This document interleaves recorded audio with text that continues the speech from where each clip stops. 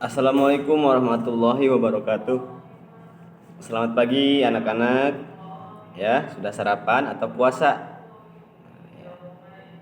Ini kita sudah memasuki bulan Zulhijjah ya, bulan haji. Nah, ya. Bagaimana kabarnya? Baik-baik ya. Alhamdulillah ya. Mudah-mudahan kita semuanya selalu dalam lindungan Allah Subhanahu wa taala dan selalu diberikan kesehatan Allah Subhanahu wa taala ya. Baiklah anak-anakku, sebelum kita mulai ya materinya, kita awal membaca basmalah. Bismillahirrahmanirrahim. Ya. Minggu kemarin kita sudah membahas tentang pengertian apa itu iman pada hari akhir ya. Kemudian tanda-tanda dan kejadian hari akhir. Tanda-tanda kecilnya ya, tanda-tanda besar juga ada. Nah, kemarin Kak Ibu sudah berikan tugas kepada kalian untuk mencari nama-nama lain dari hari akhir ya. Nah, itu ada Yaumul Qiyamah, terus Yaumuddin, Yaumul Jaza, ya, Yaumul Khulud dan banyak lagi ya. Itu ya. Nah, ya. Sekarang kita akan melanjutkan tentang tahapan-tahapan hari kiamat. Ya. Ada tahapannya nih, hari kiamat ada tahapannya juga. Ya, yang pertama yaitu tahapannya di alam kubur atau alam barzakh. Ya, kalau ada yang bertanya apa sih alam barzakh itu, ya sama. Alam barzakh itu adalah alam kubur. Ya, ya. Nah, setelah manusia dicabut nyawanya oleh Allah Subhanahu Wa Taala, ya, kemudian manusia meninggal dunia. Artinya manusia sudah tidak ada nyawanya lagi. Nah, kewajiban bagi kita seorang muslim ya harus menguburnya, salah satunya ya itu dikuburkan. Nah, kalau nggak dikuburkan kita akan berdosa. Ya. Nah, nah, alam barzakh ini merupakan tahapan pertama hari akhir ya. Alam kubur merupakan tahapan pertama hari akhir. Setelah kehidupan di dunia, nah, manusia akan menuju hari akhir yang pertama yaitu alam barzakh. Ya. Nah, di alam barzakh ini ya, manusia akan ditanya oleh Allah Subhanahu wa taala oleh malaikat. Nah, akan bertemu dengan dua malaikat. Ya. Oleh dua malaikat yaitu malaikat mungkar dan malaikat nakir. Nah, gitu ya. Nah, kalau manusia ini menjawab dengan lisan yang fasih ya, dengan jawaban yang benar, maka dia akan selamat. Ya, akan selamat dari siksa kubur. Ya. Dari siksa kubur. Kalau di siksa kubur di dalam kuburnya selamat, nah insyaallah nanti menuju surganya Allah itu dengan mudah. Ya, akan selamat juga. Ya. Nah, ketika didatangi oleh malaikat mungkar dan nakir, manusia ditanya, "Man rabbuka?" Siapa Tuhanmu? "Man nabiyuka?" Siapa nabimu? Terus ya, man di mana madza dinuka, apa agamamu? Man sahibuka, siapa saudaramu? Ma kiblatuka, apa kiblatmu? Nah, ya. Dari pertanyaan ini kalau kita bisa menjawabnya dengan lancar, dengan lidah yang fasih ya, nah, maka kita akan selamat dari siksa kubur. Ya. Jawab siapa Tuhanmu? Allah adalah Tuhanku. Ya. Apa agamamu? Nah, Islam adalah agamaku. Siapa nabimu? Siapa?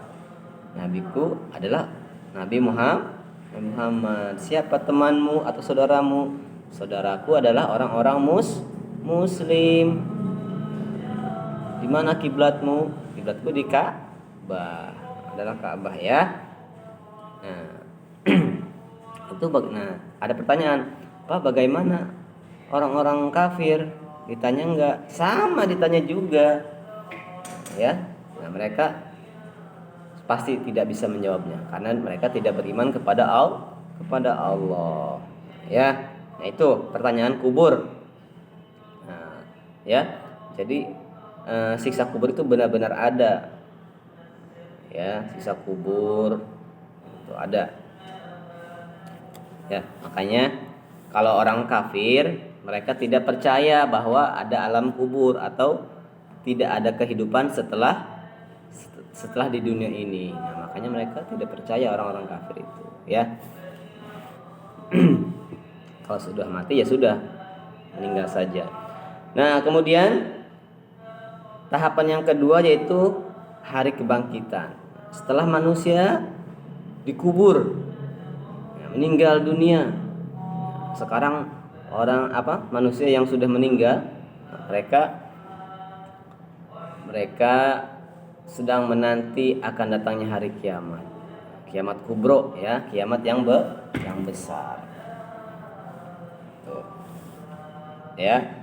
Setelah malaikat Israfil meniupkan sangkakala yang pertama, apa yang akan terjadi? Yang terjadi adalah semua alam dunia ini hancur. Ya, manusia juga akan hancur, semuanya pokoknya tidak ada yang tersisa. Nah, lalu setelah meninggal semuanya, kemudian malaikat Israfil meniupkan sangkakala yang kedua. Setelah ditiup sangkakala kedua, semuanya manusia akan bangkit dari alam kuburnya. Namanya Yaumul Ba'ts, hari kebangkitan, ya. Nah, di mana manusia akan dibangkitkan dari alam kubur. Nah, yang pertama kali siapa?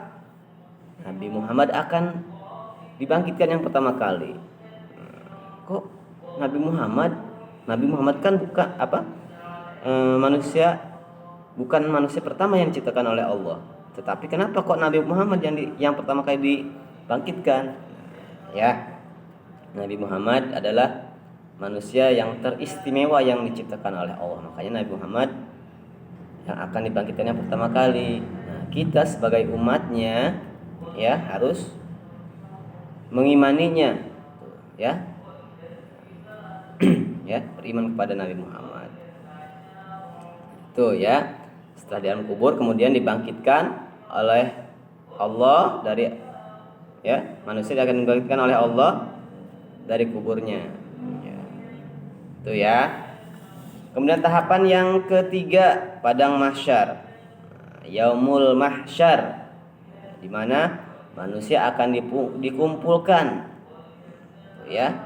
Setelah dibangkitkan manusia akan dikumpulkan di mana? Di padang mahsyar. Kalian tahu padang mahsyar itu apa?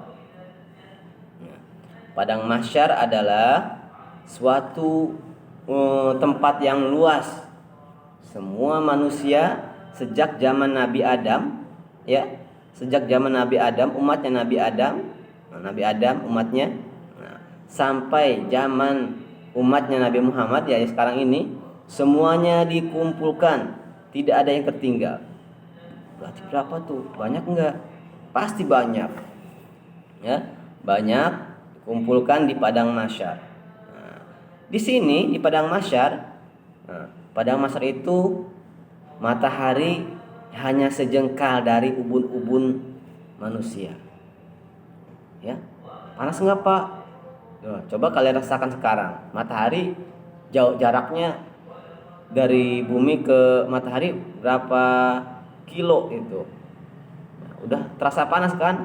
Apalagi satu jengkal. Kalau satu jengkal, nah gimana tuh, bisa gosong nggak? Ya, ada yang tidak merasakan panas. Nah, kalian mau merasakan panas atau mau merasakan adem, merasa terlindungi atau ternaungi? Tuh ada. Nah, kalau kalian ingin, ya, kalau kita ingin, Pak Ibu juga pengen nih. Kalau kita ingin merasa adem, ya, ketika di padang mahsyar, salah satunya kita harus banyak-banyak sedekah, ya, banyak sedekah, berpuasa, gitu, ya, banyak sedekah. Itu insyaallah Salah satu orang yang akan mendapatkan naungan dari Allah yaitu orang yang rajin sodako, ya. Nah, di padang mahsyar ini juga, ya, saking panasnya, ya kan, matahari yang sejengkal, manusia semuanya berkeringat, ya kan. Sekarang aja berkeringat kalau kita kepanasan atau olahraga, ya kan. Nah, sama keringat, bahkan ada orang yang tenggelam dalam keringat. Karena bukan ribuan, bahkan jutaan. Pokoknya udah nggak kehitung ya. Dari zaman Nabi Adam sampai zaman Nabi Muhammad sekarang. Tuh, bisa terhitung nggak tuh orang-orangnya? Tidak akan bisa terhitung. Nah, itu akan dikumpulkan oleh Allah Subhanahu Wa Taala di padang mahsyar. Ya, padang mahsyar. Nah, nih tuh ada 7 golongan manusia yang akan mendapatkan naungan Allah. Yang pertama, pemimpin yang adil, ya. Kalau kalian nanti menjadi presiden atau menjadi pemimpin di masyarakat, nah itu harus adil.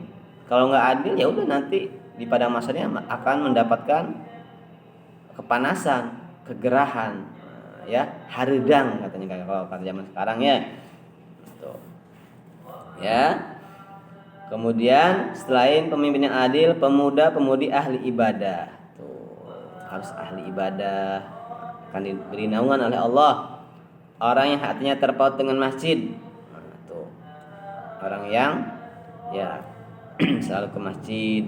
Orang yang cinta dan benci karena Allah. Orang yang tidak berani melakukan maksiat karena takut kepada Allah. Tuh, yang keenam tuh, orang yang bersedekah dengan sembunyi-sembunyi. Ya, seharusnya orang selalu bersedekah, bersedekah aja. Ya, kebanyakan sedekah, ya. Ya. Tahapan yang kelima yaitu mahkamah atau pengadilan Allah. Nah, di sini manusia akan menghadap pengadilan Allah. Nah, pengadilan tidak hanya di dunia, nanti di hari kiamat pun ada pengadilan Allah. Ya. Semua manusia dikumpulkan lalu dipanggil satu-satu. Ya, siapa dulu ini panggil? Ya, nih, istimewanya umat Nabi Muhammad adalah kita kan umat akhir zaman, ya kan? Umat akhir zaman. Walaupun kita umat akhir zaman, tapi nanti yang akan menghadap pengadilan Allah yaitu umat Nabi Muhammad. Kita dulu. Ya, umatnya Nabi Musa, umat Nabi Nuh nanti itu. Ya, yang pertama kali kita yang akan dihisab. Nah, dipanggil oleh Allah, kemudian diadili. Nah, barang siapa yang catatan amalnya baik, ya, maka akan dihitungnya dengan mudah, akan hisabnya dengan mudah, ya, dan akan mendapatkan kitab dari sebelah kanan, ya. Dan sebaliknya, orang yang catatan amalnya buruk maka akan mendapatkan kitab dari sebelah kiri. Nah, itu akan menjadi apa? Akan menjadi orang yang celaka. Ya. Nah, setelah menghadap mahkamah Allah, pengadilan Allah, itu akan sudah ditentukan nanti mana yang surga, ya, mana yang akan masuk surga dan mana yang akan masuk neraka. Tentunya yang akan masuk surga yaitu orang yang banyak amal ibadahnya, amal baiknya, ya, yang mendapatkan kitab dari sebelah kanan. Itu, ya.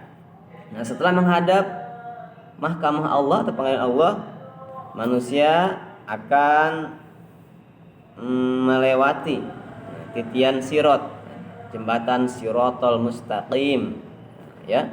Nah, di jembatan Siratal Mustaqim ini ada yang larinya kencang seperti kilat, ada yang larinya seperti mobil bis, ada yang seperti siput, ada. Ya, tergantung amal ibadah yang dilakukan ketika di dunia. Itu, Ya, ada yang merayap juga ada. Ada yang sudah sebentar lagi sampai ke ujung jatuh ada. Ada yang baru melangkah jatuh ada. Jembatan Shiratal Mustaqim ini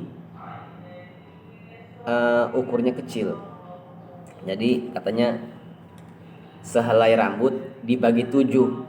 Nah, itu jembatan Shiratal Mustaqim itu. Jadi rambut kan segini, dibelah jadi 7. Besar apa kecil? Oh, tentunya kecil ya. Dan tajamnya lebih tajam dari pedang. Nah, itu ciri-ciri jembatan Shiratal Mustaqim, ya. Ya. Jadi kalau selamat ya udah kita akan masuk surga. Makanya nih harus ya tergantung amal ibadah kita ketika di dunia. Kalau kita ingin lancar, ingin melewati jembatan Shiratal Mustaqim seperti kilat, ya kita harus banyak amalnya, ya amal baiknya ya. Nah, yang keenam, tahapan yang keenam yaitu surga dan neraka.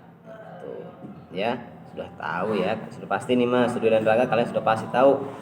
Surga yaitu tempat kenikmatan dan neraka tempat kesengsaraan. Ya, orang kafir sudah pasti ke neraka. Nah, orang muslim gimana? Orang muslim pasti semuanya ke surga. Orang muslim pasti ke surga. Tetapi sebelum ke surga, ya, kalau ada dosa-dosa, ya harus menjalankan proses dulu. Proses hukuman dari Allah. Kalau baju mah harus dicuci dulu. Di mana cucinya? Di neraka. Harus dicuci dulu nanti. Kalau sudah bersih, baru nanti Nabi Muhammad akan memberikan syafaat. Ya, akan memberikan pertolongan kepada umatnya. Ya. Nah, setelah diberikan pertolongan, kemudian Nabi Muhammad akan memberikan air. Air ini yang berasal dari telaga Kausar. Diminum airnya, diminumkan. Itu air, ya. Ketika diminum, di tenggorokan kelihatan airnya ngalir. Nah, itu, ya, haud namanya, ya. Itu air yang berasal dari telaga Kausar. Itu ya, surga dan neraka. Jadi tahapan kehidupan di hari akhir yang pertama alam kubur, kemudian hari kebangkitan, padang mahsyar. Yang keempat mahkamah atau pengadilan Allah. Yang kelima titian syirat atau jembatan Shiratal Mustaqim. Kemudian yang keenam surga dan neraka. Nah, kalau sudah di neraka, manusia akan hidup kekal selama-lamanya di neraka. Nah, kembali. Kalau sudah di surga, manusia akan hidupnya kekal, ya, kekal abadi di dalam surga dan akan mendapatkan kenikmatan. Tuh, ya. Nah, kalau di neraka itu yang kekal itu orang-orang kafir saja yang di neraka. Ya. Itu ya tahapannya ya. Nah, kemudian jalan menuju surga. Ya. Nah, bagaimana caranya supaya jalan kita lancar untuk menuju surga? Nah, ini ada hadis nih. Atan nabiyyu an-nu'manu bin Qawqalin faqala ya Rasulullah ara'aita idza shallaitul maktubata wa haramtul harama wa ahlatul halala adkhulul jannah faqala qala Nabi sallallahu alaihi wasallam na'am. Dari Nu'man bin Qawfal. Nah, Nu'man bin Qawfal ini mendatangi Nabi Muhammad dan berkata, wahai Rasulullah, bagaimana menurutmu jika aku telah melaksanakan salat wajib, meninggalkan perkara yang haram dan melakukan perkara yang halal, apakah aku akan masuk surga? Nah, bersabda, iya. Ya. Akan masuk surga. Ya. Menurut hadis ini, ya, perkara yang akan membuat seorang masuk ke dalam surga adalah kepatuhan pada hukum-hukum Allah. Jadi jelas ya, jalan untuk menuju surga itu adalah kita harus banyak amal ibadah kepada Allah. Ya seperti itu ya, menjalankan perintah-perintah Allah dan menjauhi larangan Allah. Itu disebut dengan takwa. Ya.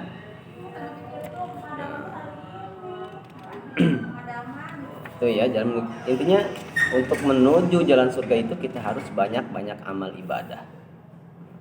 Ya. Salat kita harus benar, ya. Kenapa? Karena yang pertama kali amal yang akan ditanya oleh Allah yaitu adalah amal sholat, amal ibadah sholat. Nah, bagaimana sholatnya? Kalau sholatnya baik, maka amal yang lain pun akan mengikuti baik.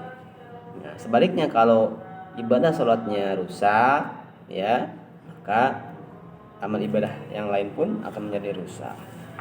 Tuh, ya, harus berbaik ke sholat, berbanyak sholawat, insya Allah nanti akan dimudahkan oleh Allah untuk menuju surga. Itu ya. Tuh. Zakat juga tuh harus dilaksanakan. Ya, rukun Islam pokoknya, rukun Islam harus dijalankan. Ya.